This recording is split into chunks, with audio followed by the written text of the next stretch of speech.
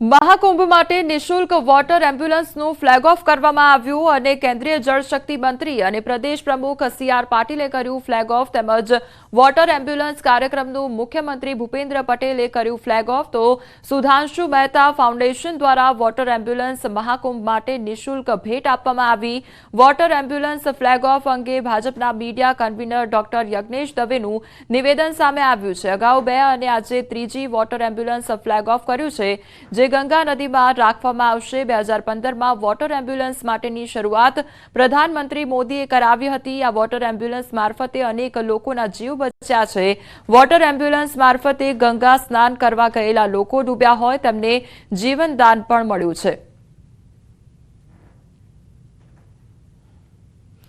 રાજકોટમાં બેફામ રફતારનો કહેર જોવા મળી રહ્યો છે। સીસીટીવીમાં કેથ નંબર વગરની કાર અને બેફામ ડ્રાઇવિંગ કેવડિયામાં કાર ચાલકે 3 વાહનોને અડફેટે લીધા તો અકસ્માતમાં 3 લોકોને ઈજા પહોંચી છે। એક વ્યક્તિને પગમાં ગંભીર ઈજા પહોંચી છે તો ઘાયલોને સ્થાનિકોએ હોસ્પિટલ ખસેડ્યા છે તો અકસ્માત બાદ કાર ચાલક ભાગી છૂટ્યો હતો તો તે અંગેના સીસીટીવી ફૂટેજ પણ સામે આવ્યો છે તેમજ રાજકોટની આ સમગ્ર ઘટના સામે આવી છે તો અમારી સાથે હાલ સંવાદદાતા અંકિત જોડાઈ ગયા છે। અંકિત, રાજકોટમાં જે રફતારના જે સાધનો જે ચલાવવામાં આવી રહ્યા છે તે હવે બેફામ બન્યા હોય તે પ્રકારની પરિસ્થિતિ જોવા મળી રહી છે। શું અપડેટ તેને લઈને મળી રહ્યા છે? ચોક્કસ, ખાસ કરીને જે બનાવ સામે આવ્યો છે આ બનાવ રાજકોટ શહેરના ભક્તિનગર પોલીસ સ્ટેશન વિસ્તારમાં આવતા કેવડાવાડી વિસ્તારની અંદર બન્યો હોવાનું છે તે સામે આવ્યું છે। જે ઘટના ઘટિત થઈ છે તે ગઈકાલે સવારે 10 વાગ્યા આસપાસ એટલે કે 9:54 આસપાસ બની હોવાનું છે તે સામે આવ્યું છે। સીસીટીવીમાં સ્પષ્ટપણે જોઈ શકાય છે કે કઈ રીતે બલેનો કાર ચાલક દ્વારા નિયત માત્ર કરતા વધુ સ્પીડથી કાર હંકારવામાં આવી રહી છે ને ત્યારબાદ તે એક યુવતી સહિત 3 વ્યક્તિઓને અડફેટે લે છે ને તેના જ કારણે યુવતી સહિતના 3 વ્યક્તિઓને ઈજા પણ પહોંચે છે ને જેમાં એક વ્યક્તિને પગના ભાગે ફ્રેક્ચર જેવી ગંભીર ઈજા પહોંચી હોવાનું છે તે સામે આવ્યું છે ને ત્યારે હાલ સમગ્ર મામલાના સીસીટીવી ફૂટેજ પણ સોશિયલ મીડિયામાં વાયરલ થયા છે તો બીજી તરફ જ્યારે સમગ્ર ઘટના બનતા તમામ જે આજુબાજુના જે લોકો હતા તેમના દ્વારા કાર ચાલકનો ઉધડો લેવામાં આવ્યો હતો ને ત્યારબાદ કાર ચાલક છે તે ઘટના સ્થળેથી નાસી ગયો હોવાનું છે તે સામે આવ્યું છે। ત્યારે સમગ્ર મામલે ભક્તિનગર પોલીસ દ્વારા જે બલેનો જે કાર છે કે જે નંબર પ્લેટ વગરની હતી તેની હાલ અત્યારે શોધખોળ છે, સાથોસાથ જે કાર ચાલક છે તેની પણ શોધખોળ હાલ શરૂ કરવામાં આવી છે। જી અંકિત, સમગ્ર માહિતી બદલ આપનો આભાર। આ તરફ દ્વારકા નજીક હાઈવે પર માર્ગ પર બસનો ગોઝારો અકસ્માત સર્જાયો અને કુરાંગા પોરબંદર ચોકડી પાસે ખાનગી બસ પલટી મારી ગઈ તો બસ પલટતા બસમાં સવાર 15 થી 20 મુસાફરોને ઈજાઓ પણ પહોંચી છે। તમામને 108 મારફતે હોસ્પિટલ ખસેડવામાં આવ્યા છે।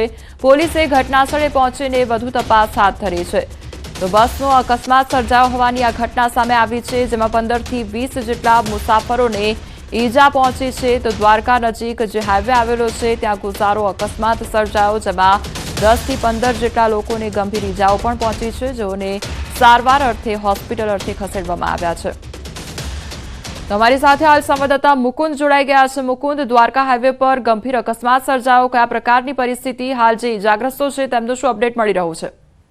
જી, વાત કરવામાં આવે તો અમદાવાદથી દ્વારકા દર્શનાર્થે જતી એક પ્રવાસીઓની જે બસ હતી તે બસ છે તે દ્વારકા નજીક કુરંગા પોરબંદર ચોકડી આવેલી છે ત્યાં અચાનક પલટી મારી જે હતી ડ્રાઈવરે સ્ટેરિંગ પરનો કાબુ ગુમાવતા આ બસ પલટી મારી હોવાની જાણકારી મળી છે। ત્યારે બસમાં સવાર કુલ 15 થી 20 જેટલા મુસાફરો હતા તે મુસાફરોને સામાન્ય ઈજા પહોંચી છે। સદનસીબે આ અકસ્માતમાં કોઈ જાનહાનિ નથી થઈ પરંતુ 15 થી 20 જેટલા લોકો છે તે ઈજાગ્રસ્ત થયા હતા અને તેમને 108 મારફત દ્વારકાની સરકારી હોસ્પિટલમાં સારવાર માટે ખસેડ્યા છે।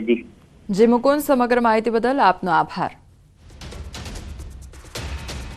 આ તરફ ભરૂચમાં અકસ્માતમાં એકનું મોત નીપજ્યું છે જ્યારે 10ને ગંભીર ઈજા પહોંચી છે। વરેડિયા નજીક ટેમ્પો અને આઈસરનો અકસ્માત સર્જાયો। ટેમ્પોનું ટાયર ફાટતા અકસ્માત સર્જાયો હોવાની માહિતી સામે આવી છે તો વડોદરાથી સુરત જતા આ અકસ્માત નડ્યો હતો। ઈજાગ્રસ્તોને સારવાર અર્થે ભરૂચની સિવિલ હોસ્પિટલ ખાતે ખસેડવામાં આવ્યો છે તો ટેમ્પામાં સવાર તમામ લોકો કેટરર્સના ધંધામાં જોડાયેલા હોવાનું સામે આવ્યું છે।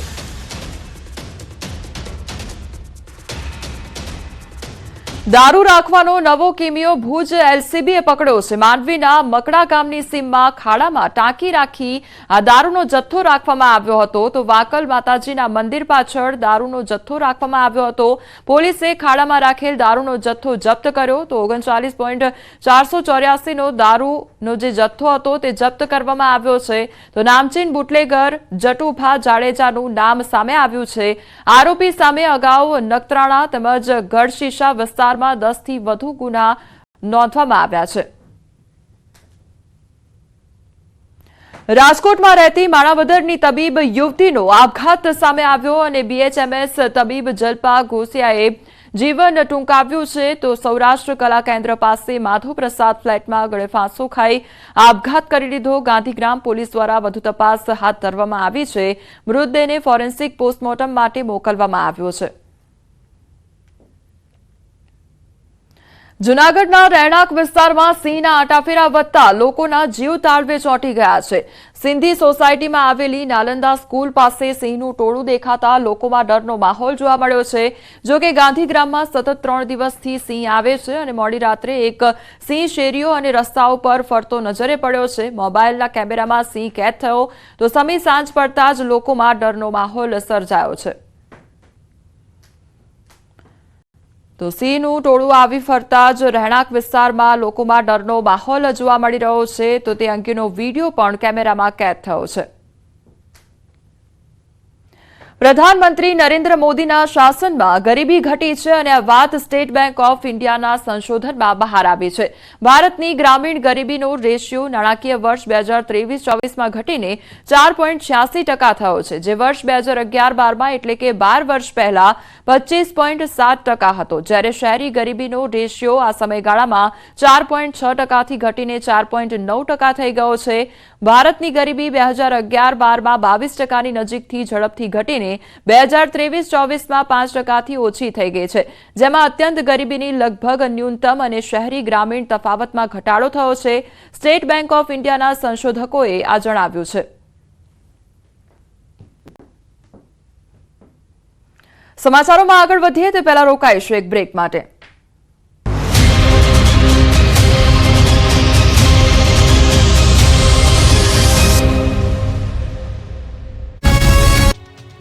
આ દ્રશ્યો ખેડૂતોની વેદના રજૂ કરવા માટે પૂરતા છે। બજારમાં મોંઘા દાટ મળતા શાકભાજી ખેડૂતોને કોળીના ભાવે વેચવા મજબૂર થવું પડતા ખેડૂતોમાં રોષ ફેલાયો। ત્યારે સાબરકાંઠાના ખેડૂતોએ શાકભાજી બજારમાં વેચવા જવાની બદલે પોતાના ખેતરમાં જ પશુઓને છોડી મૂક્યા।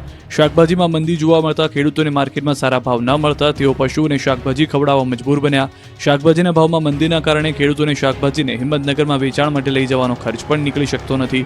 ખેડૂતોને મોંઘા દાટ બિયારણ, દવાઓ, મજૂરી ખર્ચ માથે પડ્યો।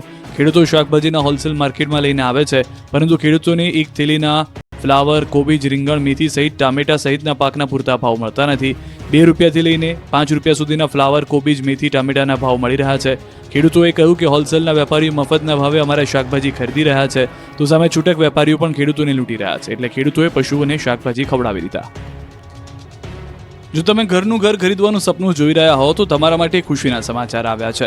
જંત્રીના ભાવ વધારાની બબાલ વચ્ચે હવે સસ્તા ઘર મળવાને લઈને મોટી ખબર આવી છે।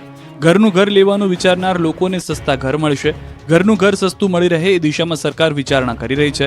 પ્રોપર્ટી શોમાં બિલ્ડરો સમક્ષ સીએમએ રજૂ કર્યો વિચાર। કહ્યું કે 10 લાખમાં ઘરનું ઘર મળે એ દિશામાં કામ કરો। સામાન્ય લોકો ઘરનું ઘર લઈ શકે એ માટે પ્રયાસ કરો। એફોર્ડેબલ હાઉસ માટે જરૂરી સુધારા માટે ખુલ્લા મને ચર્ચા કરવા તૈયાર।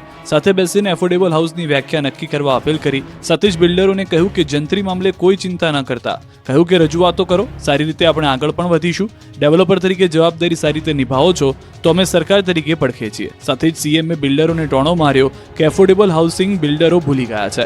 નાના મકાનો તૈયાર કરો, સામાન્ય લોકો ખરીદી શકે। 1 BHK 2 BHK મકાન તૈયાર કરવા અપીલ કરી। એક વ્હાઇટ કલરનો શર્ટ પહેરીને તમે રોડ પર ફરો ને તો 1 કલાકની અંદર જે બદલવાનું મન થાય ને 4-4 દિવસ પહેરશો તોય તકલીફ નહીં પડે એવો રોડ સાહેબ બનાવવા આગળ વધે। અમદાવાદની આન બાન અને શાન ગણાતો SG હાઈવે હવે ડસ્ટ ફ્રી હાઈવે બનશે। હવે તમે એસજી હાઈવે પર સફેદ મોતી જેવા કપડાં પહેરીને નીકળશો તો પણ તે કપડાં મેલા નહીં થાય. એસજી હાઈવે પર હવે ધૂળ ઉડવી એ ભૂતકાળ બનશે. ક્યાંય પણ હાઈવે પર ધૂળ નહીં ઉડે. હાઈવે પર ધૂળ ન ઉડે તેવા કામ ચાલુ છે. આ અંગેની ગૃહ રાજ્યમંત્રી હર્ષ સંઘવીએ નિવેદન આપ્યું. ક્રેડાઈ ગાહેડ હાઉસ અમદાવાદ ખાતે ક્રેડાઈ ગાહેડ સંસ્થાના 43મા સ્થાપના દિવસ નિમિત્તે યોજાયેલા કાર્યક્રમમાં ગૃહ રાજ્યમંત્રી હર્ષ સંઘવી ઉપસ્થિત રહ્યા. અમદાવાદના વિકાસમાં ડેવલપર્સના આધુનિક અને આઇકોનિક બિલ્ડિંગોને બિરદાવતા ગૃહ રાજ્યમંત્રી હર્ષ સંઘવીએ અમદાવાદમાં ધમધમતા એસજી હાઈવેને સંપૂર્ણ ડસ્ટ ફ્રી બનાવવા અંગેની મહેચ્છા દર્શાવી હતી અને તેમાં સહભાગી થવા સૌ ડેવલપર્સને અપીલ કરી હતી. અમદાવાદમાં દિન પ્રતિદિન પોલ્યુશનની સમસ્યામાં વધારો થઈ રહ્યો છે, ત્યારે સિઝન પ્રમાણે ગાર્ડન બનાવવામાં આવી રહ્યા છે. તેમ હવે ઓવરબ્રિજની નીચે પણ મેટ્રોના પિલ્લર પર વર્ટિકલ ગાર્ડન બનાવવા અંગેનો નિર્ણય લેવામાં આવ્યો છે. પ્રાયોગિક ધોરણે શહેરના હેલ્મેટ સર્કલ નજીક વર્ટિકલ ગાર્ડન બનાવવામાં આવી રહ્યા છે. મેટ્રો પિલ્લર પર અલગ અલગ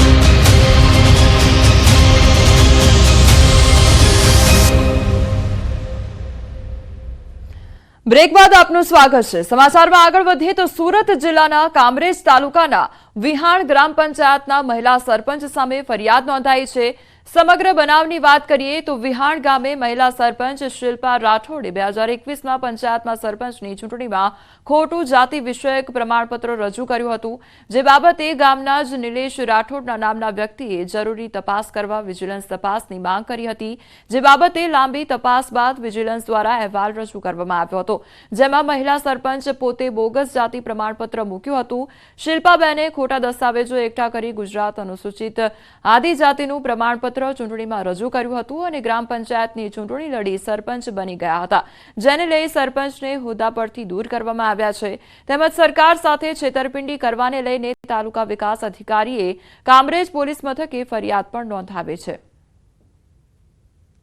વિહાણ ગામના નિલેશભાઈ સુરેશભાઈ રાઠોડ દ્વારા વિહાણ સરપંચ બેઠક પર 2021ની ગ્રામ પંચાયતની ચૂંટણીમાં ચૂંટાયેલ શિલ્પાબેન દીપકભાઈ રાઠોડના જાતિ પ્રમાણપત્રની તપાસ કરવા વિજિલન્સ સેલને અરજી કરેલ હતી. જે આધારે વિજિલન્સ સેલ દ્વારા તપાસ કરી તૈયાર કરેલ અહેવાલના આધારે વિભાગીય વિશ્લેષણ સમિતિ સુરત દ્વારા શિલ્પાબેન દીપકભાઈ રાઠોડનું જાતિ પ્રમાણપત્ર ખોટું હોવાનું સામે આવતા રદ કરવાનો હુકમ કરી અમોને ગુજરાત અનુસૂચિત જાતિ, અનુસૂચિત આદિજાતિ અને અન્ય પછાત વર્ગ જાતિ પ્રમાણપત્ર કાઢી આપવાનું અને તેની ખરાઈ કરવાનું નિયમન કરવા બાબતના અધિનિયમ 2018ની કલમ 11 અને 12 મુજબ કાર્યવાહી કરવા અધિકૃત કરવામાં આવેલ હોય અધિનિયમની કલમ 11 મુજબ તેઓને તેઓના હોદ્દા પરથી ગેરલાયક ઠેરવીને દૂર કરી કલમ 12 મુજબ તેઓની સામે પોલીસ ફરિયાદ નોંધાવેલ છે. વડોદરા શહેર ભાજપ સાયન્સ પ્રક્રિયામાં માથાકૂટ સર્જાઈ અને શહેર પ્રમુખ માટે ફોર્મ ભરતી વખતે માથાકૂટ થઈ છે. પૂર્વ ડેપ્યુટી મેયર તેમજ પૂર્વ કોર્પોરેટર વચ્ચે બોલાચાલી સર્જાઈ છે. સુનીતા શુક્લા અને હર્ષિત તલાટી વચ્ચે બોલાચાલી થઈ છે. બંને ભાજપના નેતાઓ જાહેરમાં બાખડ્યા અને હર્ષિત તલાટી પર જાહેરમાં કપડાં ઉતારીને ભગાવવું તેવો આક્ષેપ કરી સુનીતા શુક્લ બાખડ્યા છે. અન્ય નેતાઓએ બંને વચ્ચે પડી મામલો થાળે પાડ્યો છે. કોઈ પણ વ્યક્તિ પોતે ઝાંખો પડતો હોય તો એ ઝાંખાની સામે જે ઉજળું ને પ્રકાશમય છે તો એ એનાથી સહન થવાનું જ નથી, કારણ કે જે પોતે નથી કરી શક્યા એ બીજો કરી શકે છે, એટલે એ લોકોથી સહન નથી થતું ને વિરોધ કરે છે.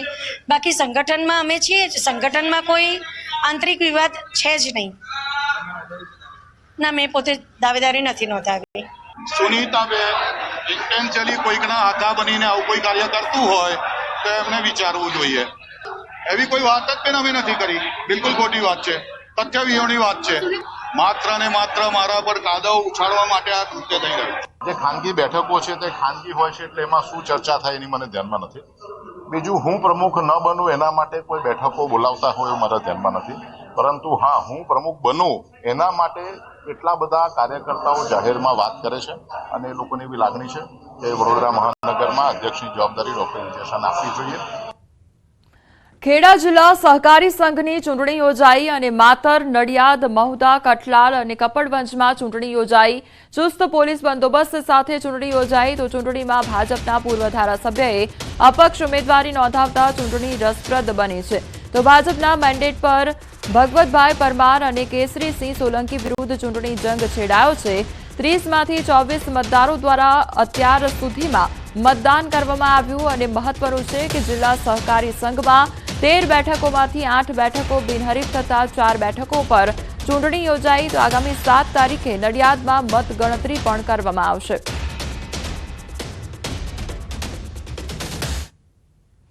આધાર કાર્ડ કઢાવવા લાઇનોમાં ઊભું રહેવું પડે છે અને કલાકો સુધી રાહ જોવી પડે છે. આ તકનો લાભ લઈ એક શખ્સે પૈસા કમાવા કાવતરું રચ્યું. મોરબીમાં પોસ્ટમેન અને એક પોતાની જાતને એડવોકેટ અને કાયદાનો સલાહકાર જણાવતા ઈસમે મળી આધાર કાર્ડ અપડેટ કરવાના 1000 થી લઈને 3000 રૂપિયા વસૂલ કરતા હતા. મોરબીમાં સુપરમાર્કેટમાં ઓનેસ્ટ ઓનલાઈન સેન્ટરની દુકાનમાં બનાવટી આધાર કાર્ડ બનાવી તેનો ખરા તરીકે ઉપયોગ કરતા એક પોસ્ટમેન તથા ઓનલાઈન સેન્ટરના માલિક સહિત બંને ભેજાબાજોની મોરબી સિટી એ ડિવિઝન પોલીસે અટકાયત કરી તેની સામે છેતરપિંડી તથા આઈટી એક્ટ હેઠળ ગુનો નોંધી આગળની ઊંડાણપૂર્વક તપાસ હાથ ધરી છે. સરકારી ફી માત્ર 50 થી 100 રૂપિયા છે અને આ બંને ઇસમો ગ્રાહકની સ્થિતિ અને તેની ઉતાવળને જોઈને એ પ્રમાણે ચાર્જ વસૂલ કરતા હતા. હાલ આ બંને ઇસમોની પોલીસે ધરપકડ કરી છે અને અત્યાર સુધીમાં કેટલા આધાર કાર્ડમાં સુધારો કરી આપ્યો, આ રીતે રૂપિયા વસૂલ કર્યા છે તે દિશામાં ઊંડાણપૂર્વક તપાસ હાથ ધરવામાં આવી છે. છેલ્લી 21 તારીખ 21/12 કલેક્ટર ઓફિસમાંથી એવી સૂચના મળી કે પ્રાઇવેટ સેન્ટર દ્વારા મોરબીમાં અમુક લોકોના આધાર કાર્ડ વધારે પૈસા લઈને બનાવવામાં આવે છે અને એમાં જે કંઈ કીટ વપરાય છે ને એમાં પોસ્ટ ઓફિસની કીટનો ઉપયોગ થયેલ છે એવું એ લોકોને જાણવા મળેલ હતું. તો એ બાબતે એ લોકોએ અમને સૂચન કર્યું કે તપાસ કરાવી અને હાલ સમાચારોમાં બસ